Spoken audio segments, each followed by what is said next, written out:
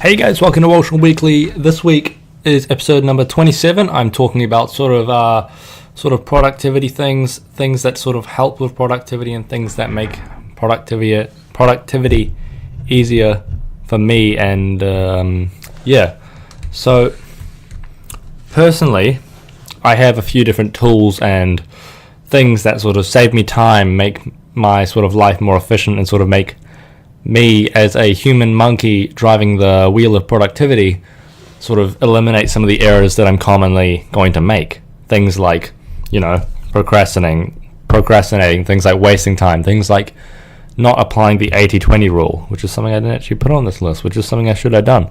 So I'm going to go over my top 5 sort of tips for, it's a very YouTube video style, but so I'm going to go over my top 5 things that I care about when it comes to productivity and the top 5 tools that really, I think, enhance these things.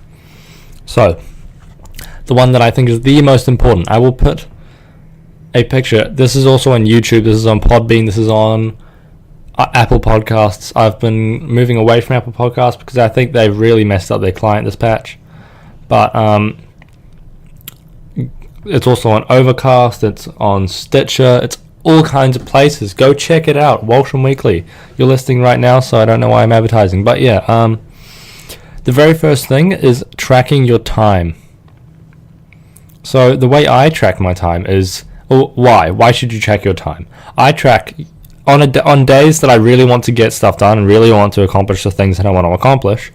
One is, if you listen to episode 10 of Walsh Weekly, you'll see that Colossus Fitness sort of talked about how they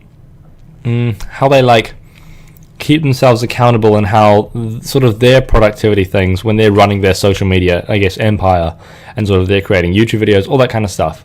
Episode 10. They sort of talk about how they set their goals for the day. And the way you achieve those goals is you need to put them into certain time schedules. So the way I do it is I am an Apple fanboy, right? So I use Apple Calendar but another thing you could use is Google Calendar. You just use whatever Google account you have, your Gmail, and then it just syncs across all things. So it's not limited to Apple. But personally, I use Apple Calendar because I just love the format and I love the way it looks and I love the way it works and feels. Once you've set it up and it syncs over iCloud, it's very, very easy. Also, PS, if you have an iPhone or an iPad, or if you are on iOS at all, you should get iCloud. It's literally like $4 for like 200 gigabytes. $4 a month for 200 gigabytes. That is very, very cheap for the amount of time that it saves you. I definitely recommend it. An episode of investment or consumption on that would be straight up. That's the easiest investment ever. It's literally the price of a coffee a month, so you can probably afford that. I think it's just something really useful, but I love iOS and I love Apple, so I'm a fanboy, so I'm biased. The way I track my time is I prefer to track every single hour, and I try to overestimate how much I will spend on something. If I think something will take 1 hour, I usually allocate about an hour and a half. But then, say if you do get that,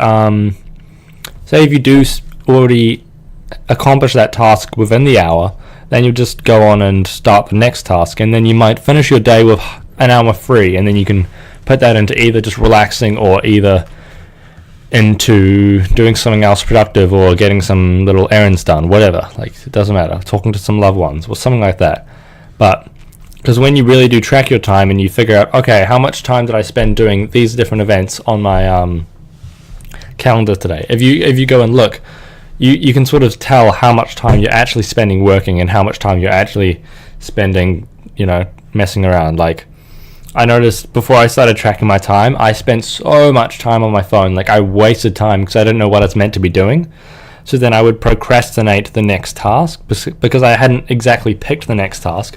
But if you've picked it prior to doing it, then that's just one thing that takes it out of the equation. It's like how Steve Jobs wore the same clothes every day because it's just one thing you didn't have to think about, right? So then when picking the next task, if it's already allocated and you spent 5 minutes, if that, to plan your whole day, and generally there's going to be a lot of things where you don't know how long they're going to take. Say you're meeting up with a friend and you think it might take around 2 hours, but then it ends up taking 3 hours, then shift your tasks forward or eliminate the ones that are not as necessary. And the way you do that is you read the book about called the 80-20 rule. It's a pretty good book, or you could just Google it. It's a very simple thing. It's basically the theory that 20% of your work produces 80% of the value, and 80% of your work produces 20% of the value. So basically, you've got to figure out what is your A tasks, what is your B tasks, what is your C tasks. And yes, there's another book called Eat That Frog by Brian Tracy. It's basically the idea of you do your hardest task in the morning and you do your most difficult task in the morning. So the reason you do that is basically because once you've done that, you don't have to be dreading that the whole day. Say for me today, I started studying for my exams for human anatomy and physiology. That's the thing that was my hardest task because I was the most scared of it, the one I was procrastinating the most. So that's what I did when I woke up. I woke up and I went straight, I got breakfast, woke up, got breakfast, and then I started straight on that. I just sort of dove right into it and forced myself to start, because one thing that I think is really good is if you just start the task. It doesn't matter how good you end up being at the task. Like, say you have an essay, you just need to start. If you just start that essay, then I think that really does actually bring a lot of benefits, because if you procrastinate that task for another few days, then the deadline is closer and closer, and the work is going to be worse and worse, because the more time you give yourself, the more time you have. But one more thing that I'd really like to talk about with time tracking is, one, use a really good system. Use something that syncs over your devices. Personally, I'm a huge believer in having good devices. I love my laptop. I'd say that's a huge investment for me. It's completely changed the way I work. I used to do it all on paper, and I couldn't go back anymore, honestly. I have a MacBook 2016 and an iPhone, so Apple fanboy here.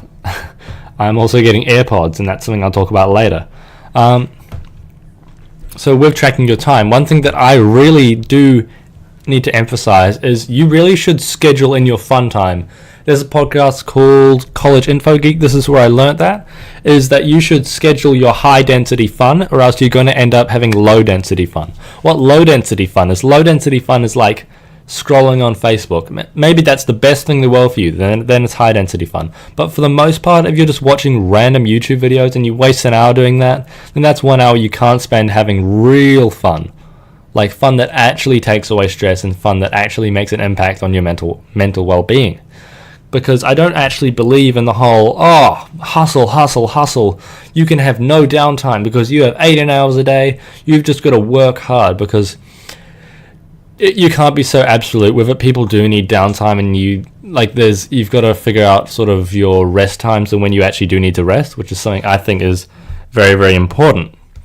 So yeah, schedule in your fun time. Like today, I have scheduled call my girlfriend at a certain time, and I'm also scheduling play some video games at 9 o'clock, and then sleep at 10. So it doesn't need to be long. It shouldn't be long. It shouldn't be more. You should not be spending more than like 3 hours a day relaxing, especially when it's like crunch time, in my opinion.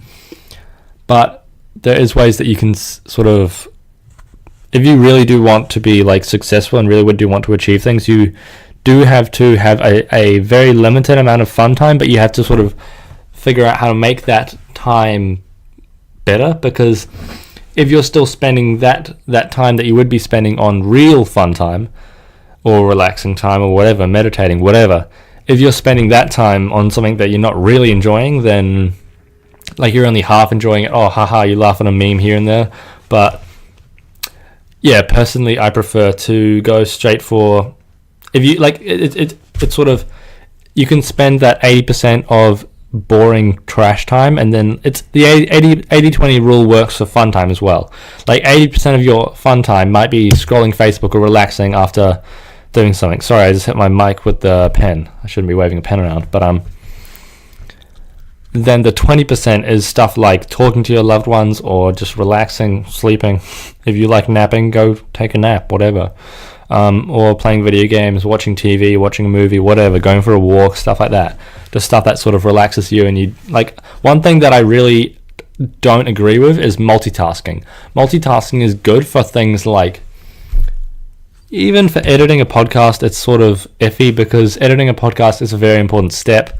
And sometimes I'm guilty of that. I'm guilty of letting my edits slip through the cracks, and I listen back and I'm saying, what is this, James? This is ridiculous. Like, step it up, bruh. So yeah, I really do think you should be tracking your time and sort of maximizing your efficiency, because when you are sort of maximizing the efficiency of your time, then your time is worth more. That means you get paid more, you earn more, you become more, you can achieve more, you can achieve your goals faster if on a daily basis you are following the thing that Gary Vee says, which is micro speed, macro patience. So you be patient for your victory and success, but every day you are squeezing in as much as you can without going crazy. So you don't want to burn out, but you really do want to try and be getting in as much as you can. Because if you do, say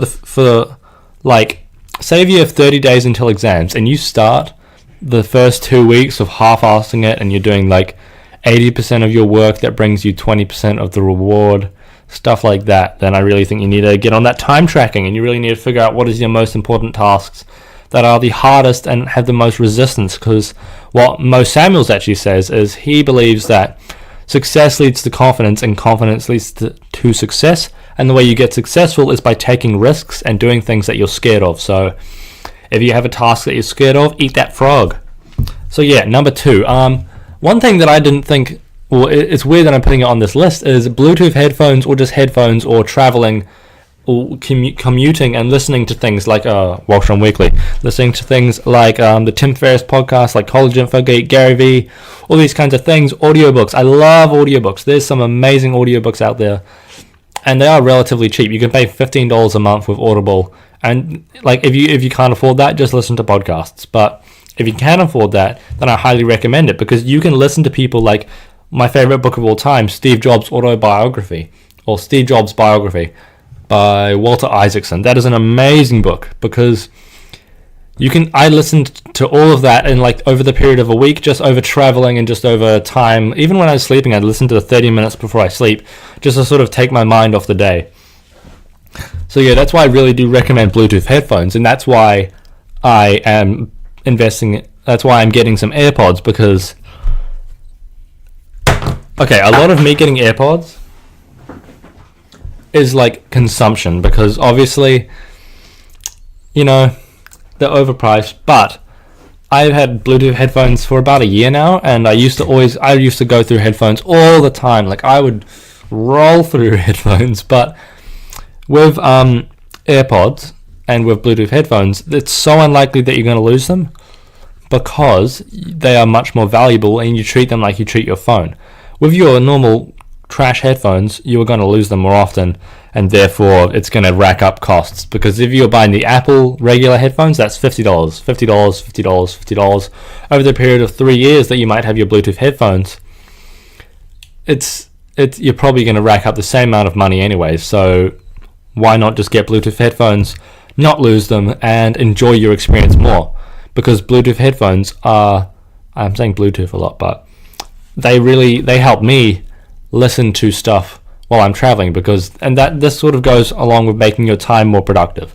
If you are traveling, because I spend a lot of I don't have a car, I don't have my license, so I save money by going on the bus, and I save time by listening to stuff while I'm on the bus, because essentially having a car saves you time, but I'm trying to sort of reverse that by learning while I'm traveling. Obviously, I don't always do that. Sometimes I just want to chill out. If it's like 6:30 in the morning and I'm catching the bus to go to uni, sometimes you just woke up like 10 minutes ago. You do not want to listen to an audiobook, but sometimes you do, so yeah.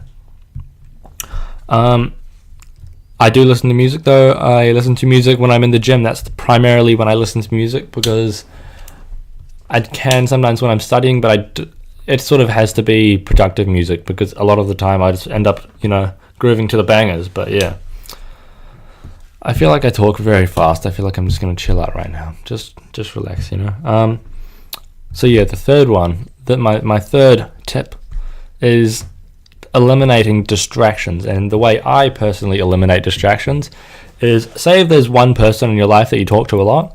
Mine is my girlfriend. I talk to her a ton, and she knows when I'm having, like, I let her know when I can't talk for, say, 2 hours because I'm having a study session or whatever. Like, I let her know that, so then she doesn't be like, why, what's wrong, why aren't you talking to me, blah blah blah, or anything like that. So people know what you're doing and why you are not active anywhere, because if you're just in your work mode. And this is, I cannot, like, I block distractions out, like block my monkey brain out from making mistakes. This is the main thing that I really think makes a huge impact, is eliminating, like, so the first step is you track your time and you figure out what you're doing, and then you actually have to do it, and doing it involves a lot of procrastination a lot of the time. So the way I get rid of procrastination is I use these two apps. I use Cold Turkey for my computer. Basically what Cold Turkey is, you can set a list of, say, 40 websites that it is not going to let you go to. There is like no way that you can hack through this thing, because I don't know, but you have to be like a legit hacker to actually get through it. You can't like go on incognito and then go on the website. You can't even use another browser. It's just not going to let you go through, or it's not, like if you don't have the plugin installed on the browser, it will just quit the browser. So you won't be able to do anything. But yeah, so you can go to normal websites, like you can go to your university website, you can go to the university library website, you can go everywhere that is not on that procrastination list. And that really helps me, because because a lot of people, especially at my age, get in a lot of a habit of, they'll go to their computer, the first thing they do when they get on the computer, without even thinking, they just press F, enter, and then it's Facebook. And then now they're on Facebook for 30 minutes, 40 minutes, an hour, 2 hours looking at memes, and then that's 2 hours gone of low density fun. That's the danger. So yeah. That's what I use for the computer. It's called Cold Turkey. I will link these in the show notes, because these are really good tools. I'll sort of link the websites. And then the second one I use for my iPhone, because obviously an iPhone is just such a distraction. The majority of things I do on my iPhone are not productive. There are things like I can do, like sending emails, like pitching guests, like all those kind of things. I can try justify it, but a lot of the time, it's not productive. So especially if I'm trying to do study, it's not a thing that I'm going to use productively. And the only thing that I could use is maybe the calculator, or I don't know, a timer, something like that. But yeah, so the other thing I use is called Forest. Basically, it's a little app that pretends to make, like, basically it tracks your whole week. It does it in weekly cycles. It tracks your week, or it tracks your day, and sort of the time that you've spent not on your phone, but you have to sort of turn it on. So say you want to do a 2-hour session of studying, then you just set it for 2 hours, and you're not allowed to go on your phone. If you go on your phone and then you exit the app, it'll say get back to your forest immediately or your tree will die. And basically the idea is you want to have a nice pretty forest. You sort of got to play into that. Like it's much easier to quit and sort of leave it, but that's what I prefer for my phone, because say if I do need to get on my phone or I do need to contact someone, then I can just sort of kill the tree. And it's sad, but you got to kill the tree sometimes. But it still does sort of let you track that time. And that's one good way that I think, because there is time tracking, there is time scheduling, but then I think this Forest is really good at time tracking, because it shows you the time in the day that you've actually spent studying, or actually spent doing productive things that you actually have scheduled, and you can label it and you can do all these cool things with it. I love this app. It honestly changes, I guess, I could say Cold Turkey and Forest actually have really changed my productivity, because when I'm on my PC, I have a designated PC that I use for gaming, so I don't have any games on my other computer, because that's an easy way to waste time. But I do have websites like Reddit, like YouTube. Everyone's notorious for wasting time on Facebook, stuff like that, and you can block those out with Cold Turkey and Forest for your phone. I'll link those both in the show notes. I don't know if Forest is on Android. I'll just check that. Hold up. Yep, it is on Android. So Forest is an app that you can get on Android and iOS. I don't know if there's another platform. I don't know if there's anything other than Android or iOS, but yeah, you should be able to get it on most things. Cold Turkey, completely free. You can get the Pro version. I believe it's on Mac and Windows. So yeah, there's also different versions of these things, but these are just the ones I use. There's tons more. But yeah, I reckon you need one, especially for your computer. I recommend Cold Turkey, because it completely stops you from blocking. It completely blocks apps that are not productive. So the fourth thing that I think is really important is, this is another app that I use. Well, these are another another group of apps that sort of helps you realize how much you're actually getting done in the day.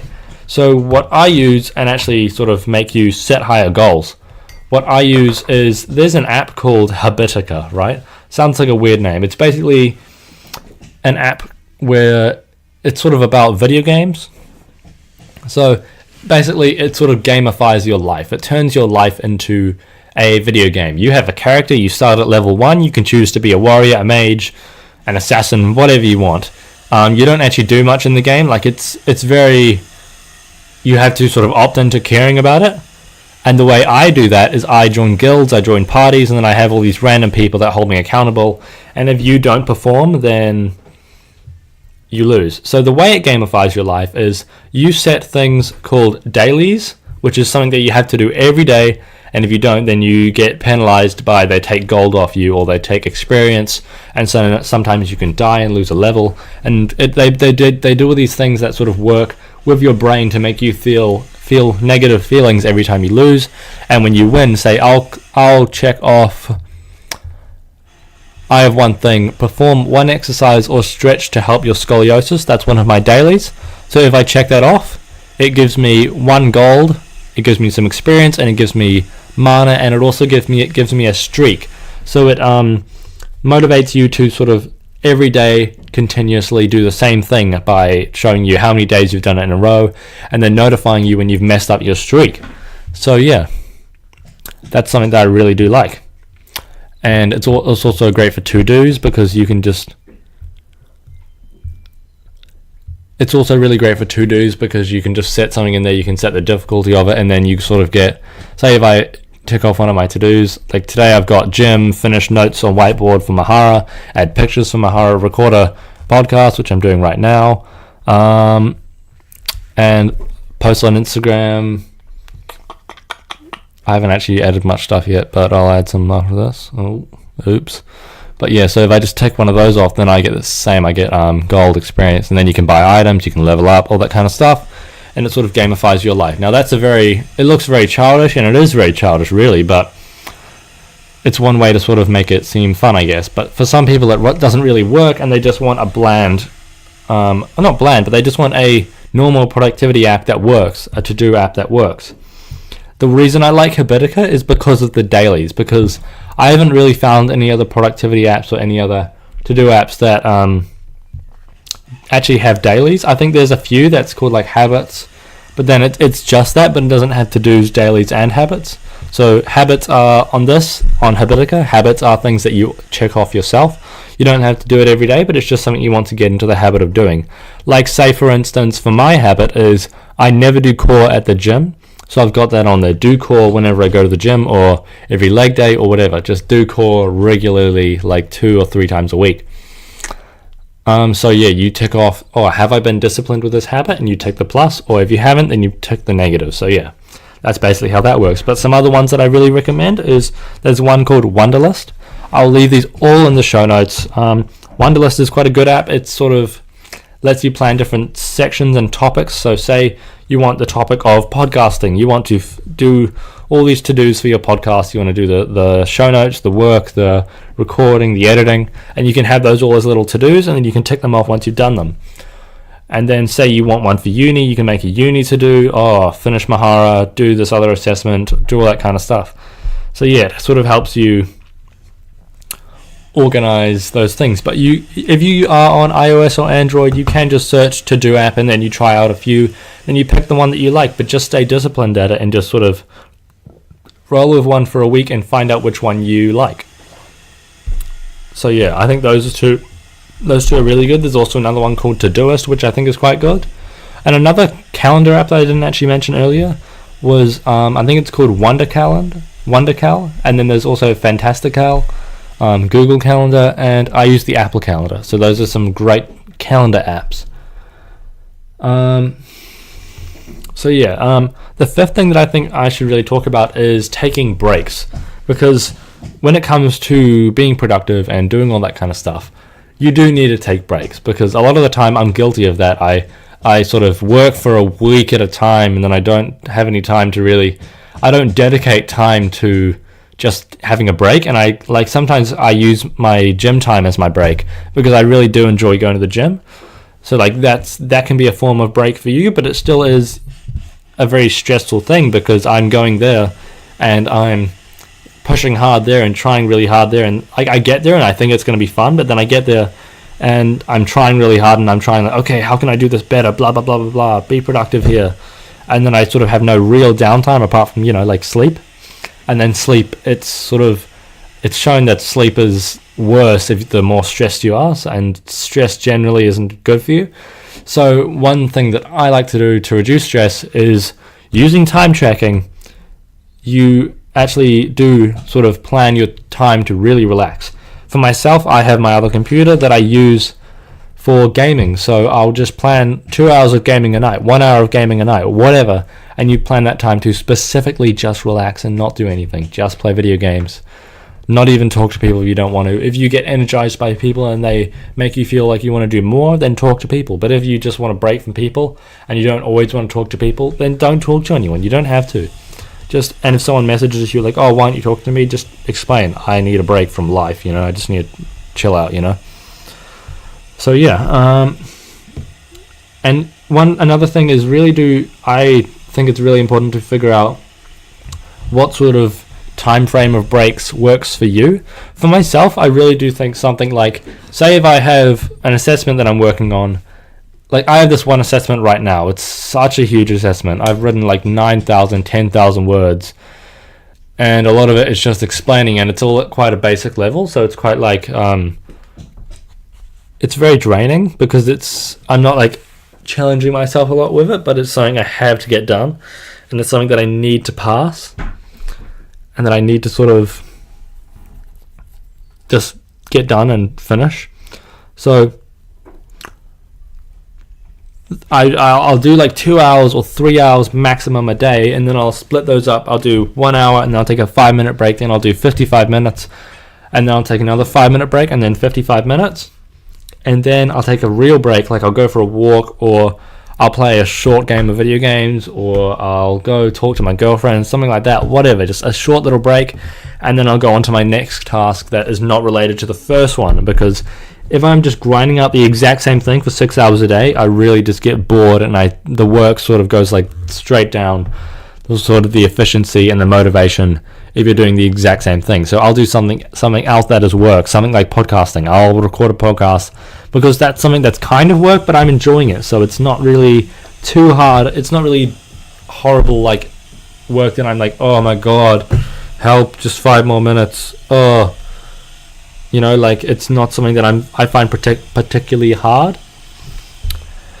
So yeah, and also find the time. So find that like balance that works for you. For me, it's like 55 minutes, 5-minute break, or for some of you, it might be like half an hour of work, 5-minute break, or sometimes it might be 45 minutes of work, 15-minute break. It might be 3 hours and 5-minute break, whatever. Personally, I wish I was like 3 hours of solid deep work and then 30 minutes of break or something like that. But it's not really. It's just not really how I work, because I do just get distracted, and then yeah. And then one thing that I really do think is important, this is sort of a bonus, is stay physically fit and always challenge yourself. Because if you are staying physically fit, your brain does work better, and if you are taking things like, I take fish oil, I drink lots of water, I eat well, you know, like all those kinds of things, you really do perform at a high level. Because I've just noticed just by, I don't know if it was actually just the fish oil, because I don't think it's actually that powerful, it's just omega-3s. But it's just from being healthy and eating a nice diet, you know, not getting too stressed, and sort of surrounding yourself with positive people. That's another thing that is so important. If you're surrounding yourself with positive people that boost you up, and they are productive and they don't want to waste their time, they value their time as well. You have to value your time. Those people really do boost you up and make you feel more productive. So yeah, get that exercise in. Right now I'm not exercising that much, but I am getting that daily movement. That's one of the things that my friend Chent talks about. He always gets that daily movement in. He is a personal trainer, but there was a while ago where I don't think he was getting daily movement every single day. He would take those rest days. But like, I think even on rest days, just get that really like relaxed daily movement. Something like say if you're a heavy weightlifter and you're weightlifting 4 days a week, really heavy powerlifting, then on the other days, maybe just go outside for a walk, do something like that. Like today, I just went for a walk after the coffee shop, got a coffee, came back, and now I'm here. So, yeah. And make sure you also challenge yourself, because every time that, mainly just focus on eating that frog, because if you never eat that frog, it's going to jump away, and then you lose that frog, and then you lose that opportunity and that productivity. So yeah, tackle the hardest tasks. That's one thing that I really am trying to focus on. Is a lot of the time I will focus on tasks that I find very, very easy, and it's just grinding out and sort of putting in the time for those. And I feel like a lot of the time those are my 80% of not productive tasks, or not that productive tasks. But when it comes to sort of challenging myself, if I'm doing a task that I'm really stressing out over this task, and I really am sort of finding it hard to figure out a way, and then I eventually figure out the way, you feel way better about that, and you feel like sort of the next time you go to see a task that you're like, oh, how could I accomplish this? How could I answer this question? I'm just so confused. And then you do figure out the task, you feel a lot better, and sort of you perform a lot better. So yeah, that's just my little thing. Go and do the task that you're the most scared of, so I try and think of whichever task I want to do the least. But then you also have to think, do I just not like this thing, or is it actually hard? You want to do the task that you are scared of the most. So yeah, probably going to wrap it up there. I hope you guys enjoyed that episode. I would love if you would leave a review on iTunes, Stitcher, Podbean, Overcast, YouTube. Leave me a comment. Contact me on Instagram if you think there is something that I'm missing out, at Shammy. That would mean the world to me if you contact me and you ask, James, what the are you talking about here? James, I hated your podcast. It was trash. James, you're so amazing. Wow. Just contact me and let me know what you think of this podcast. So yeah. I hope you've already subscribed to the podcast. Have a great day. Go tackle that frog. Go knee that frog in the head. No animal abuse, please. And yeah, so thank you guys for listening, and have a great and very productive day. Go use some of those tools. They're all in the show notes, and have a great day.